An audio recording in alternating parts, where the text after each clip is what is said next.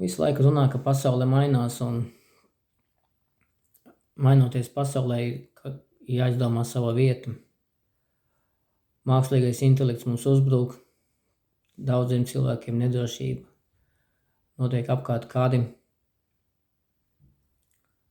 nodokļi, naudas iespējamās reformas un tā tālāk un tālāk. Un tagad katra cilvēka paša rokās ir izvēlēties, kas viņš būs tālāk, kādu vidi viņš radīs sev apkārt.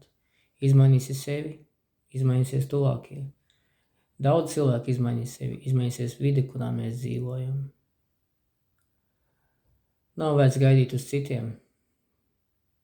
Pirmās izmaiņas te jāveic pašam, jākļūst racionālam, jāsāk strādāt ar racionālām domām, pārstāt vainot citus, pārstāt baidīties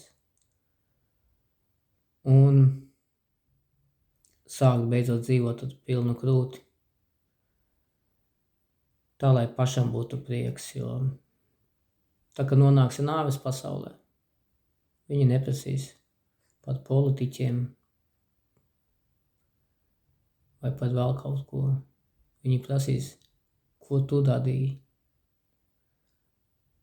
Vai tu piepildīji sevi, savu dzīves aicinājumu un sekoji tam. Vai arī spēlēji svešas spēles.